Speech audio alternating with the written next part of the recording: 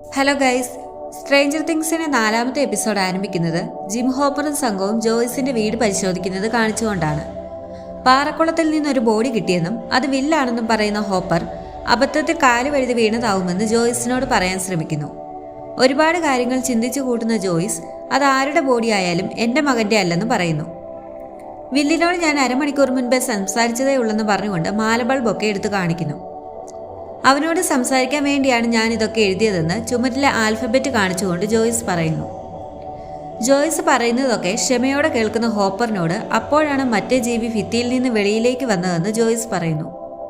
അപ്പോഴേക്കും അവിടേക്ക് വരുന്ന ജൊനാഥൻ അമ്മയും കൂടെ ഇങ്ങനെ തുടങ്ങല്ലേ എന്ന് പറയുന്നു. ഹോപ്പറിനും ജൊനാഥനും ഇടയിൽ നിന്ന് പിച്ചും പേയും പറയുന്ന ജോയ്സ് വില്ലിനെ എങ്ങനെയെങ്കിലും കണ്ടെത്തണമെന്ന് ഹോപ്പറിനോട് പറയുന്നു. എന്തുതരം ജീവിയാണ് കണ്ടതെന്ന് ഹോപ്പർ ചോദിക്കുന്നു. അതിനെ കാണാൻ മനുഷ്യനെ പോലാണെന്നും നീളമുള്ള കൈയൊക്കെ ആയിട്ട് പക്ഷെ മുഖമില്ലെന്ന് ജോയ്സ് പറയുന്നു.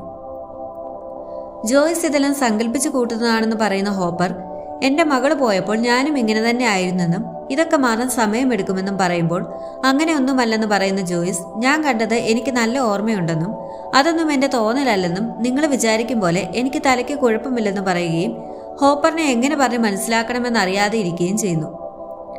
ജോയ്സിന്റെ സങ്കടം മനസ്സിലാക്കുന്ന ഹോപ്പർ നാളെ മോർച്ചറിയിൽ പോയി ബോഡി കാണണമെന്നും അപ്പോൾ നിന്റെ സംശയങ്ങൾക്കുള്ള ഉത്തരങ്ങൾ കിട്ടുമെന്നും ഹോപ്പർ പറയുന്നു.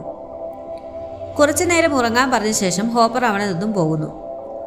കരഞ്ഞു തളർന്നിരിക്കുന്ന ജൊനാഥൻ പാട്ട് കേട്ട് ഉറങ്ങാൻ ശ്രമിക്കുമ്പോൾ വീടിന് പിന്നാമ്പുറത്തെ ഷെഡിലേക്ക് പോകുന്ന ജോയ്സ് ഒരു കോടാലിയും എടുത്തുകൊണ്ട് വരുന്നു. ശേഷം സോഫയിൽ കോടാലിയും പിടിച്ചുകൊണ്ടിരിക്കുന്നു.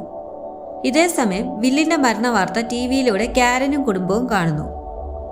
വില്ലിന്റെ മരണത്തിൽ ഇരുവരും വിഷമിക്കുമ്പോൾ മുറിയിലിരുന്ന് ഓരോ ഡ്രോവിങ്സും മൈക്ക് നോക്കുന്നു.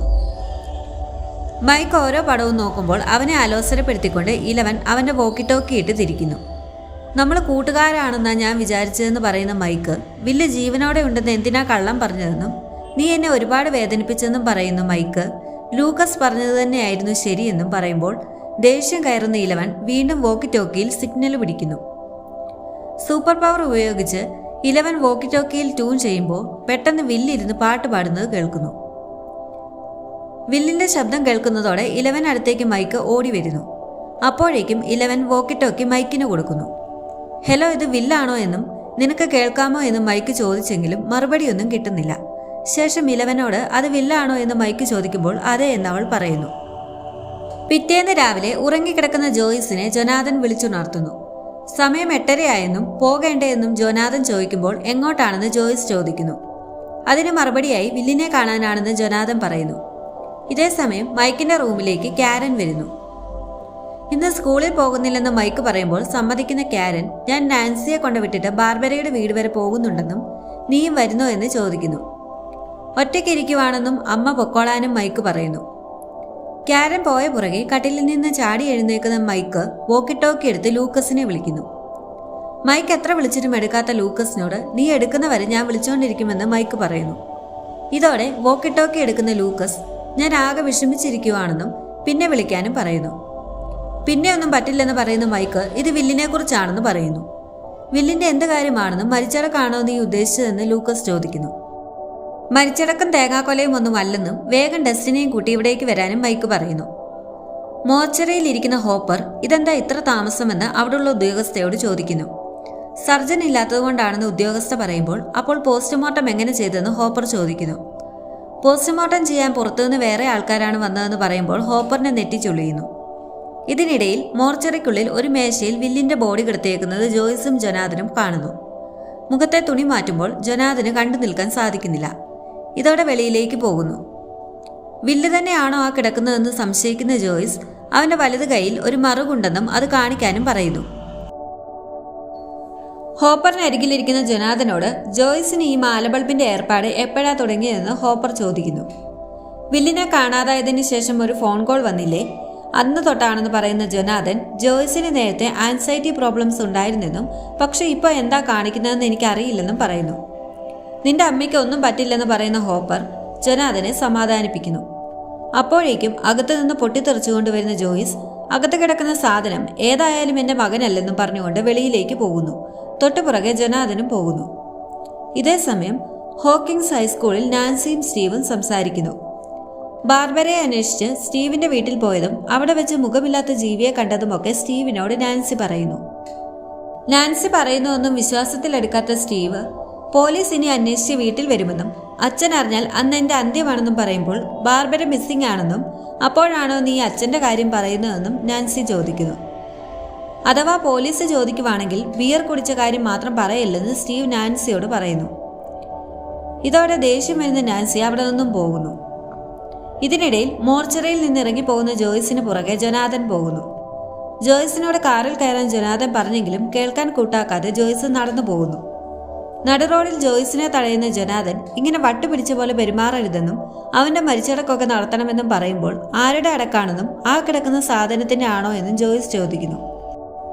ദേഷ്യം കടിച്ചു പിടിക്കുന്ന ജൊനാഥൻ ആ കിടക്കുന്നത് വില്ലല്ല, മറിച്ച് വില്ല് ലൈറ്റിനുള്ളിലാണെന്നും ഭിത്തിയിൽ നിന്ന് ഒരു ജീവി ഇറങ്ങി വന്നെന്നുമല്ലേ നിങ്ങൾ ഇനി പറയാൻ പോകുന്നതെന്നും ഇത് നിങ്ങൾക്ക് തന്നെ കേട്ടിട്ട് വിശ്വസിക്കാൻ പറ്റുന്നുണ്ടോ എന്ന് ചോദിക്കുന്നു. വിശ്വാസം വരില്ലെന്ന് എനിക്കറിയാമെന്നും ആര് വിശ്വസിച്ചാലും ഇല്ലെങ്കിലും എൻ്റെ കൊച്ചു ജീവനോടെ ഉണ്ടെന്നും അവൻ എവിടെയോ പേടിച്ചൊളിച്ചിരിക്കുകയാണെന്നും അവനെ ഞാൻ എങ്ങനെയെങ്കിലും തേടി പിടിക്കുമെന്നും പറഞ്ഞുകൊണ്ട് പോകുന്നു. അപ്പോഴേക്കും പൊട്ടിത്തെറിക്കുന്ന ജൊനാഥൻ നിങ്ങൾ പോയി മാലബൾബും തൂക്കിയിട്ട് നടക്കാനും എൻ്റെ അനിയൻ്റെ കാര്യം ഞാൻ നോക്കിക്കൊള്ളാമെന്നും പറഞ്ഞുകൊണ്ട് പോകുന്നു. അതേസമയം മൈക്കിന്റെ വീട്ടിൽ ലൂക്കസും മൈക്കും ഡസ്റ്റിനും ഇലവനും കൂടി വോക്കി ടോക്കി ട്യൂൺ ചെയ്തുകൊണ്ടിരിക്കുന്നു. മൂവരും ഒരു കരച്ചിൽ കേട്ടെങ്കിലും അത് വില്ലിന്റെ അല്ലെന്ന് ലൂക്കസ് പറയുന്നു. വേറെ ഏതോ ചാനലായിട്ട് കണക്ട് ആയതാണെന്ന് ലൂക്കസ് പറയുമ്പോൾ വില്ല് ഇന്നലെ സംസാരിച്ചതാണെന്നും അവന്റെ ഫേവറേറ്റ് പാട്ട് പാടുന്നത് ഞാനും ഇലവനും കേട്ടതാണെന്നും പറയുന്നു. ഇന്നലെ വെച്ച അതേ ചാനൽ തന്നെയാണോ എന്ന് നോക്കിയോ എന്ന് ഡസ്റ്റിൻ ചോദിക്കുമ്പോൾ ചാനലിന്റെ പ്രശ്നമല്ലെന്നും ഇലവൻ അവളുടെ പവേഴ്സ് യൂസ് ചെയ്താണ് വില്ലുമായി ചാനൽ ചെയ്യുന്നതെന്നും മൈക്ക് പറയുന്നു. നിങ്ങൾ എന്തൊക്കെയാണ് ഈ പറയുന്നതെന്നും ഇന്നലെ വില്ലിനെ വെള്ളത്തിൽ നിന്ന് എടുക്കുന്നത് നിങ്ങൾ കണ്ടതല്ലേ എന്ന് ലൂക്കസ് ചോദിക്കുന്നു. ചിലപ്പോൾ അവന്റെ പ്രേതമോ മറ്റോ ആണോ എന്ന് ഡസ്റ്റിൻ ചോദിക്കുമ്പോൾ അല്ലെന്ന് മൈക്ക് പറയുന്നു. അതെങ്ങനെ നിനക്കറിയാമെന്ന് ലൂക്കസ് ചോദിക്കുമ്പോൾ അതെനിക്കറിയാമെന്നും ഇന്നലെ കണ്ടത് ആരായാലും വില്ല് ജീവനോടെ ഉണ്ടെന്നും അവനെ കണ്ടുപിടിക്കേണ്ടത് നമ്മളാണെന്നും പറയുന്നു. അതിനിടയിൽ വോക്കി ടോക്കി ചാനൽ ചെയ്യാൻ ഇലവൻ ശ്രമിക്കുന്നുണ്ടെങ്കിലും നടക്കുന്നില്ല. ഇങ്ങനെ പോയാൽ നടപടിയാകില്ലെന്നും ഇലവനെ ഏതെങ്കിലും ശക്തമായ റേഡിയോയ്ക്കടുത്തേക്ക് കൊണ്ടുപോകണമെന്നും മൈക്ക് പറയുന്നു.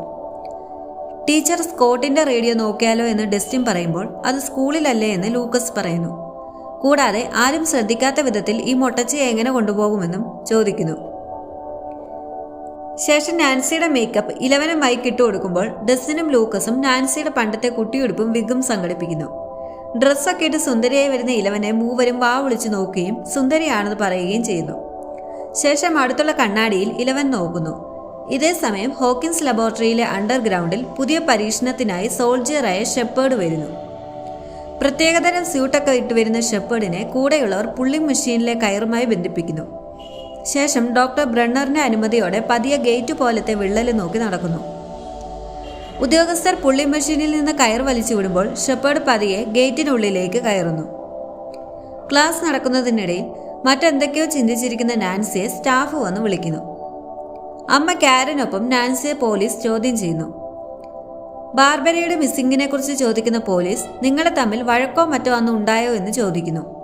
വഴക്കായിട്ടൊന്നുമില്ലെന്നും ബാർബര നേരത്തെ പോകണമെന്ന് പറഞ്ഞെന്നും അതുകൊണ്ട് ഞാൻ പൊക്കോളാൻ പറഞ്ഞെന്നും പിന്നീട് ഞാൻ ഡ്രസ്സ് മാറാൻ പോയെന്നും പറയുന്നു. പിറ്റേ ദിവസം നാൻസി കണ്ടത് കരടിയാണോ എന്ന് പോലീസ് ചോദിക്കുമ്പോൾ അതെന്താണെന്ന് എനിക്ക് വ്യക്തമായി അറിയില്ലെന്നും ചിലപ്പോൾ ആ ജീവി ബാർബരയെ പിടിച്ചു കാണുമോ എന്ന് സംശയം പ്രകടിപ്പിക്കുന്നു. സ്റ്റീവിന്റെ വീടിന് പരിസരത്തൊന്നുമില്ലെന്ന് പറയുന്ന ഉദ്യോഗസ്ഥർ ബാർബരയുടെ കാറും അവിടെ ഇല്ലെന്ന് പറയുന്നു. ഇന്നലെ ബാർബര തിരിച്ചു വന്നിട്ടുണ്ടെന്നും പിന്നീട് കാറുമായി എവിടെയോ പോയെന്നും ഉദ്യോഗസ്ഥർ പറയുന്നു. ബാർബര അങ്ങനെ ഒളിച്ചോടുന്ന ടൈപ്പ് അല്ലെന്ന് നാൻസി പറയുമ്പോൾ ചിലപ്പോൾ നാൻസി സ്റ്റീവുമായി അടുപ്പത്തിലാകുന്നതിൽ അവൾക്ക് എന്തെങ്കിലും ബുദ്ധിമുട്ടുണ്ടാകുമെന്നും നാൻസി സ്റ്റീവിന്റെ മുറിയിലേക്ക് പോകുന്നതിൽ അസൂയ ഉണ്ടാകുമെന്നും ഉദ്യോഗസ്ഥർ പറയുന്നു. ഞാനും സ്റ്റീവും തമ്മിൽ ഫ്രണ്ട്സ് മാത്രമാണെന്ന് നാൻസി പറയുമ്പോൾ അത് ഡ്രസ്സ് മാറുന്നതിന് മുൻപായിരുന്നോ അതോ ശേഷമാണോ എന്ന് ഉദ്യോഗസ്ഥൻ ചോദിക്കുന്നു. പോലീസ് സ്റ്റേഷനിൽ വെച്ച് ഹോപ്പറും ഹോക്കിൻസിലെ പോസ്റ്റ്മോർട്ടം സർജനായ ഗ്യാരിയും തമ്മിൽ സംസാരിക്കുന്നു. സ്റ്റേറ്റ്സിൽ നിന്നുള്ളവരാണ് വില്ലിന്റെ പോസ്റ്റ്മോർട്ടത്തിന് വന്നതെന്നും അവരൊരു 5-6 പേരുണ്ടായിരുന്നെന്നും പറയുന്ന ഗ്യാരി കുറെ നിയമവ്യവസ്ഥകളൊക്കെ പറഞ്ഞാണ് എന്നോട് പോസ്റ്റ്മോർട്ടം നടത്തണ്ട എന്ന് പറഞ്ഞതെന്ന് പറയുന്നു. വില്ലിന്റെ പോസ്റ്റ്മോർട്ടത്തിൽ വീണ്ടും സംശയങ്ങൾ പെരുകുന്ന ഹോപ്പറിനോട് ഒരു ചെറിയ ഗ്രാമത്തിലെ പയ്യൻ മരിച്ചതിന് എന്തിനാണ് സ്റ്റേറ്റ്സിൽ നിന്ന് വരെയുള്ള സർജൻസ് വരേണ്ട ആവശ്യമുണ്ടോ എന്ന് ഗ്യാരി ചോദിക്കുന്നു.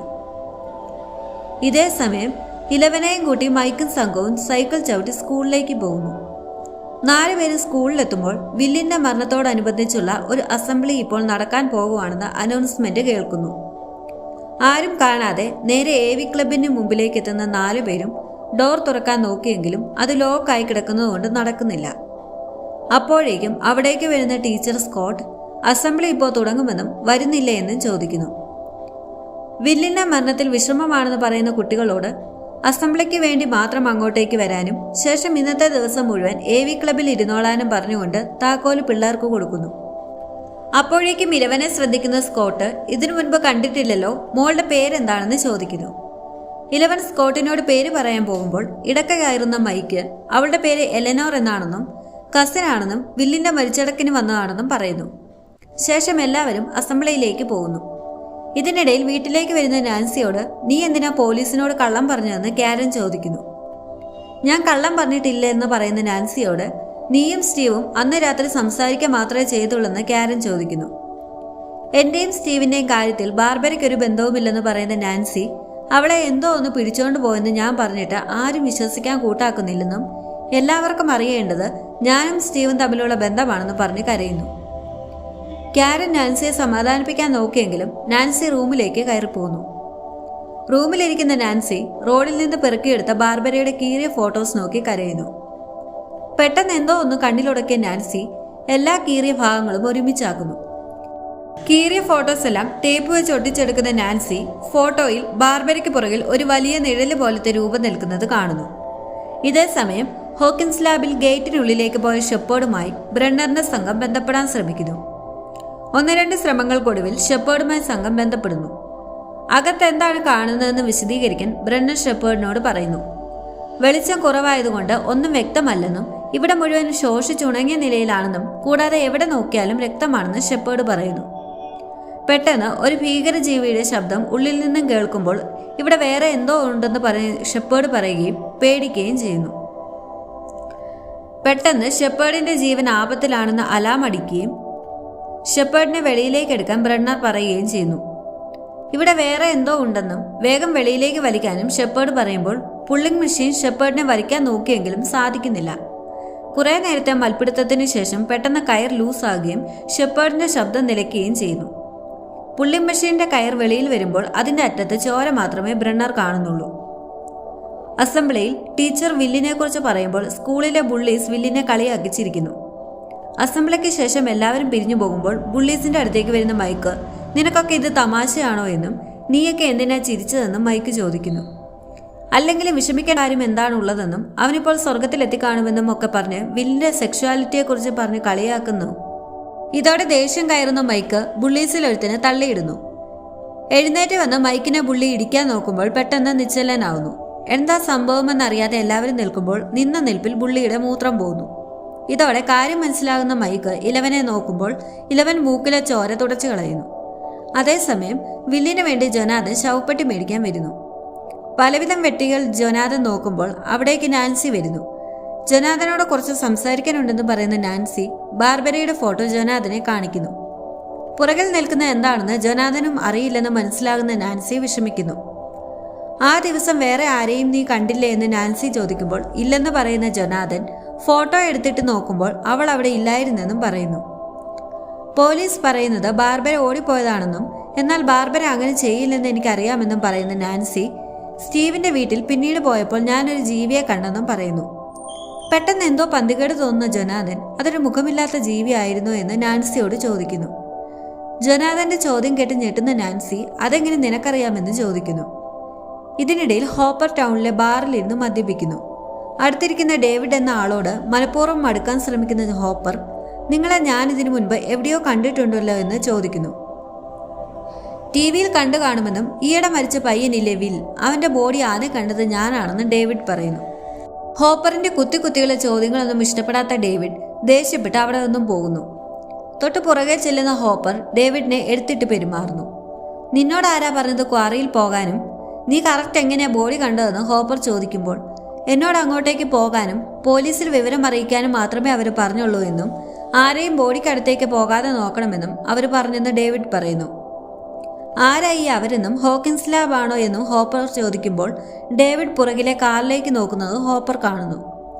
ആരാ അതെന്ന് ചോദിക്കുന്ന ഹോപ്പർ കാറിനടുത്തേക്ക് പോകുമ്പോൾ കാർ വിട്ടടിച്ചു പോകുന്നു. ഹോപ്പറിന്റെ കയ്യിൽ നിന്ന് രക്ഷപ്പെടുന്ന ഡേവിഡ് നീ നമ്മളെ രണ്ടുപേരെയും കൊലയ്ക്ക് കൊടുക്കുമെന്ന് പറഞ്ഞുകൊണ്ട് ഓടുന്നു. വീട്ടിൽ വില്ലിന്റെ ഫേവറേറ്റ് പാട്ടിടുന്ന ജോയ്സ് വില്ല് സംസാരിക്കാനായി നോക്കിയിരിക്കുന്നു. അസംബ്ലിക്ക് ശേഷം AV ക്ലബിലേക്ക് വരുന്ന മൈക്കും കൂട്ടരും ഇലവനെ റേഡിയോയ്ക്ക് മുന്നിൽ ഇരുത്തുന്നു. ശേഷം കണ്ണുകൾ അടച്ച് സിഗ്നൽ ട്യൂൺ ചെയ്യുന്ന ഇലവൻ ബ്രണ്ണറുമായുള്ള ഫ്ലാഷ് ബാക്കിലേക്ക് പോകുന്നു. മേശയ്ക്ക് മുന്നിൽ വെച്ചേക്കുന്ന ഫോട്ടോയിലുള്ള ആളിനെ ഇലവൻ കണ്ടുപിടിക്കണമെന്ന് ബ്രണ്ണർ പറയുന്നു. അവൻ എന്താണ് പറയുന്നതെന്ന് എന്നോട് പറയണമെന്നും പറയുന്നു. കണ്ണുകൾ അടച്ച് ഫോട്ടോയിലെ ആൾ പറയുന്നത് കേൾക്കാൻ ഇലവൻ ശ്രമിക്കുമ്പോൾ പെട്ടെന്ന് ലൈറ്റുകൾ ഓഫ് ആകുന്നു. ശേഷം അയാൾ പറയുന്നത് അടുത്തുള്ള സ്പീക്കറിലൂടെ ബ്രണ്ണറിനെ കേൾപ്പിക്കുന്നത് കാണിച്ചുകൊണ്ട് ഫ്ലാഷ് ബാക്ക് അവസാനിക്കുന്നു. ഇതേ സമയം AV ക്ലബിലെ ലൈറ്റുകളെല്ലാം കെടുന്നു. ഇലവൻ റേഡിയോയിൽ അവളുടെ പവേഴ്സ് യൂസ് ചെയ്യുമ്പോൾ എന്തോ ഒരു ശബ്ദം അവർ കേൾക്കുന്നു. ഇതേ സമയം ജോയ്സ് പാട്ട് വെച്ച് നോക്കിയിരിക്കുമ്പോൾ എന്തോ ഒരു ശബ്ദം ജോയ്സും കേൾക്കുന്നു. എന്താണെന്നറിയാൻ പാട്ട് നിർത്തി ഭിത്തിക്ക് സമീപം വരുന്ന ജോയ്സ് ഭിത്തിക്കുള്ളിൽ നിന്നും വിൽ അമ്മ എന്ന് വിളിക്കുന്നത് ജോയ്സും കേൾക്കുന്നു. കൂടാതെ റേഡിയോ വഴി മൈക്കും കൂട്ടരും കേൾക്കുന്നു. ഭിത്തിയുടെ മറുവശത്തു നിന്നും ഒച്ച കേൾക്കുന്ന ജോയ്സ് വീടിന് വെളിയിൽ നോക്കിയെങ്കിലും ഒന്നും കാണുന്നില്ല. ഉടനെ അകത്തേക്ക് വരുന്ന ജോയ്സ് ഭിത്തി പൊളിക്കാൻ നോക്കുന്നു. മൈക്കും ലൂക്കസും ഡസ്റ്റിനും കൂടി വില്ലിനോട് സംസാരിക്കാൻ നോക്കിയെങ്കിലും ഒന്നും നടക്കുന്നില്ല. വാൾപേപ്പർ കീറി നോക്കുമ്പോൾ ഫ്ലഷി മെംബ്രെയിൻ പോലെ എന്തോ ഒന്ന് കാണുന്ന ജോയ്സ് ഉള്ളിലേക്ക് നോക്കുമ്പോൾ അകത്ത് വില്ലിനെ കാണുന്നു. വില്ലിനെ കണ്ട് കരയുന്ന ജോയ്സിനോട് ആ സാധനം വീണ്ടും വരുന്നുണ്ടെന്ന് വിൽ പറയുന്നു. വില്ലിപ്പോൾ എവിടാണെന്ന് ജോയ്സ് ചോദിക്കുമ്പോൾ ഞാനുള്ളത് വീട് പോലുള്ള ഒരിടത്താണെന്നും പക്ഷെ ഇവിടെ നല്ല ഇരുട്ടും തണുപ്പുമാണെന്ന് പറയുന്നത് മൈക്കും കൂട്ടരും കേൾക്കുന്നു. അപ്പോഴേക്കും ഇലവന്റെ മൂക്കിൽ നിന്ന് ചോരയൊലിക്കുന്നു. ഞാൻ മോനെ എങ്ങനെയെങ്കിലും കണ്ടുപിടിക്കുമെന്നും അതുവരെ എവിടെയെങ്കിലും പോയി ഒളിക്കാനും ജോയ്സ് പറയുമ്പോൾ വില്ല് ഓടുന്നു. ഇതോടെ ഭിത്തി പഴയ നിലയിലേക്ക് വരികയും ഭിത്തിയിലെ മെംബ്രെയിൻ പോലത്തെ ഭാഗം പോവുകയും ചെയ്യുമ്പോൾ AV ക്ലബിലെ റേഡിയോ അടിച്ചു പോകുന്നു. തീ അണയ്ക്കാനായി ഡസ്റ്റിൻ എക്സ്റ്റിങ്ക്യൂഷർ ഉപയോഗിക്കുന്നു. മൂക്കിൽ നിന്ന് ചോര വന്ന് ഏകദേശം ബോധം പോകാറായ ഇലവനെ മൈക്കും ലൂക്കസും കൂടി പൊക്കിയെടുത്തുകൊണ്ട് പോകുന്നു. ഇതിനിടയിൽ ഒരു കോടാലിയുമായി വരുന്ന ജോയ്സ് ഭിത്തി വെട്ടിപ്പൊളിക്കുന്നു. ഭിത്തി തുരന്ന് ഒരു വലിയ തുളയുണ്ടാക്കിയതല്ലാതെ നേരത്തെ കണ്ട ഒന്നും ജോയ്സിന് കാണാൻ സാധിക്കുന്നില്ല. ഇതോടെ ജോയ്സിന് വിഷമമാകുന്നു. സ്റ്റുഡിയോയിൽ ബാർബറിയുടെ ഫോട്ടോ സൂം ചെയ്തെടുക്കാൻ ശ്രമിക്കുന്നു. ഫോട്ടോഗ്രാഫി തുടങ്ങിയിട്ട് കുറെ ആയോ എന്ന് ചോദിക്കുന്ന നാൻസിയോട് ഞാൻ അധികം സംസാരിക്കാത്ത ആളാണെന്നും ഇതേപോലുള്ള കാര്യങ്ങളാണ് എനിക്ക് താല്പര്യമെന്നും പറയുന്നു. ഒരു ഫോട്ടോയിലൂടെ ഒരാൾ പറയാൻ ഉദ്ദേശിക്കുന്ന കാര്യം പകർത്താൻ കഴിയുമെന്ന് ജൊനാഥൻ പറയുമ്പോൾ അന്ന് സ്റ്റീവിന്റെ മുറിയിൽ വെച്ച് ഞാൻ എന്താ പറയാൻ ശ്രമിച്ചതെന്ന് നാൻസി തമാശയ്ക്ക് ചോദിക്കുന്നു. ഞാൻ അന്നങ്ങനെ ചെയ്യാൻ പാടില്ലായിരുന്നെന്ന് പറയുന്ന ജൊനാഥൻ നാൻസിയോട് മാപ്പ് ചോദിക്കുന്നു. അപ്പോഴേക്കും ഫോട്ടോ റെഡിയായി കിട്ടുകയും ഫോട്ടോയിൽ ആ ജീവിയുടെ രൂപം വ്യക്തമായി പതിയുകയും ചെയ്യുന്നു. ഇത് കാണുന്നതോടെ അമ്മ പറഞ്ഞതെല്ലാം നേരാണെന്ന് പറയുന്ന ജൊനാഥൻ അപ്പോൾ വിൽ ജീവനോടെ ഉണ്ടെന്ന് പറയുന്നു. വിൽ ജീവനോടെ ഉണ്ടെങ്കിൽ ബാർബറയും ജീവനോടെ ഉണ്ടെന്ന് നാൻസി പറയുന്നു. ഇതിനിടയിൽ സംശയം തീർക്കാനായി മോർച്ചറിയിൽ വരുന്ന ഹോപ്പർ കാവലിരിക്കുന്നവനെ ഇടിച്ചിട്ടിട്ട് അകത്തേക്ക് കയറുന്നു. ഫ്രീസർ തുറന്ന് ബോഡി എടുക്കുന്ന ഹോപ്പർ ആദ്യം നോക്കുമ്പോൾ അത് വില്ല് തന്നെയാണെന്ന് മനസ്സിലാകുന്നു. ശേഷം ശരീരത്തിൽ തൊട്ട് നോക്കുമ്പോൾ എന്തോ ഒരു പന്തികേട് തോന്നുന്നു. എന്ത് സംഭവിച്ചാലും ഇന്ന് രണ്ടിലൊന്ന് അറിഞ്ഞിട്ട് തന്നെ കാര്യമെന്ന് ചിന്തിക്കുന്ന ഹോപ്പർ ഒരു കത്തിയെടുത്ത് വില്ലിന്റെ വയർ കീറി നോക്കുന്നു. പെട്ടെന്ന് ഞെട്ടിപ്പോകുന്ന ഹോപ്പർ മുന്നിൽ കിടക്കുന്നത് ഒരു ഡമ്മിയാണെന്ന് മനസ്സിലാക്കുന്നു. ശേഷം വയറിനുള്ളിൽ നിന്ന് കുറെ പഞ്ഞി വെളിയിലെടുക്കുന്നു. ഇതേ സമയം ജോയ്സിനെ കാണാൻ ലോണി വരികയും ജോയ്സ് ലോണിയെ കെട്ടിപ്പിടിച്ച് കരയുകയും ചെയ്യുന്നു. മോർച്ചറിയിൽ നിന്ന് ഇറങ്ങുന്ന ഹോപ്പർ നേരെ ഹോക്കിൻസ് ലബോറട്ടറിയുടെ വളപ്പിൽ വരുന്നു. ശേഷം ഒരു കട്ടർ ഉപയോഗിച്ച് വേലി ചാടാൻ ശ്രമിക്കുന്നത് കാണിച്ചുകൊണ്ട് സ്ട്രേഞ്ചർ തിങ്സ് എപ്പിസോഡ് 4 അവസാനിക്കുമ്പോൾ ഒരുപാട് ചോദ്യങ്ങൾ അവശേഷിക്കുകയും വീണ്ടും കുറെ ചോദ്യങ്ങൾ വരികയും ചെയ്യുന്നു. മതിലിനുള്ളിലുള്ള സ്ഥലം ഏതാണെന്നും ഹോക്കിൻസ് ലാബിന്റെ അടിയിലുള്ള ഗേറ്റ് എന്താണെന്നും നാൻസിയും ജൊനാഥനും കണ്ട ജീവി എന്താണെന്നും ഉൾപ്പെടെ ഒരുപാട് ചോദ്യങ്ങൾക്കുള്ള ഉത്തരം അറിയാനായി അടുത്ത എപ്പിസോഡിന് വേണ്ടി കാത്തിരിക്കൂ. അൻറ്റിൽ then it's me manic stream signing off.